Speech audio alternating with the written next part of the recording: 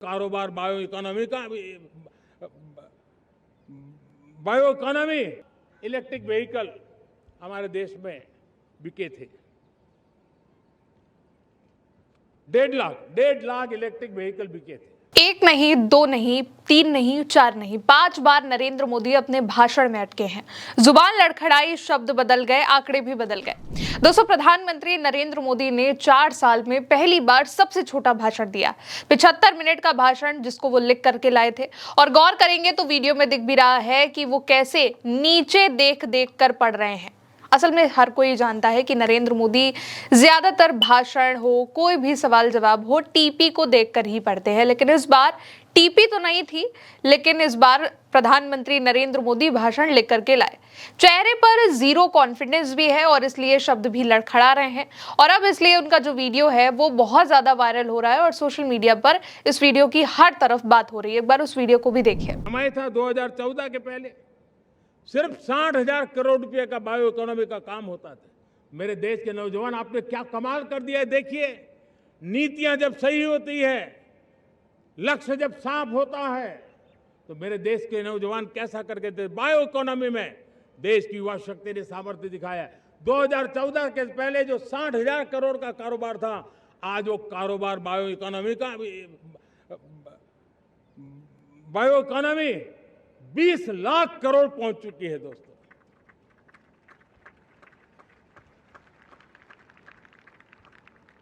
दो 2009-10 का कालखंड था, सिर्फ 25 लाख इलेक्ट्रिक व्हीकल हमारे देश में बिके थे।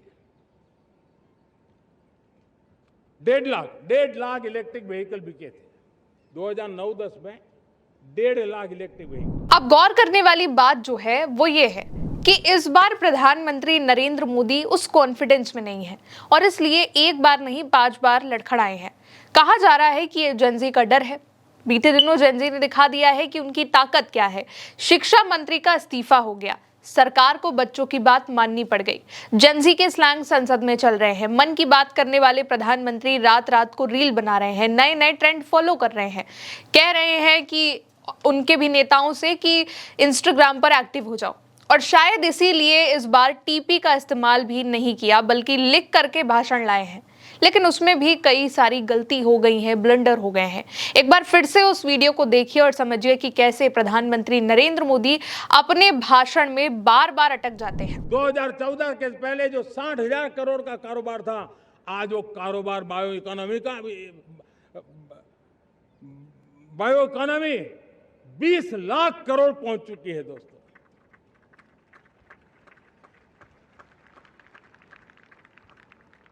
दो 2009-10 का कालखंड था, सिर्फ 25 लाख इलेक्ट्रिक व्हीकल हमारे देश में बिके थे।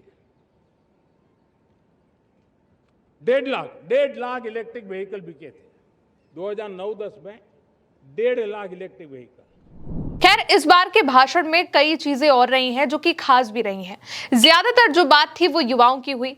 प्रधानमंत्री नरेंद्र मोदी ने युवाओं को भरोसा दिया है कि 2.5 लाख से ज्यादा स्टार्टअप हैं और युवा इस दिशा में काम कर रहे हैं, नौकरियां भी बना रहे हैं। सरकार ने 1 लाख करोड़ का फंड भी घोषित किया है।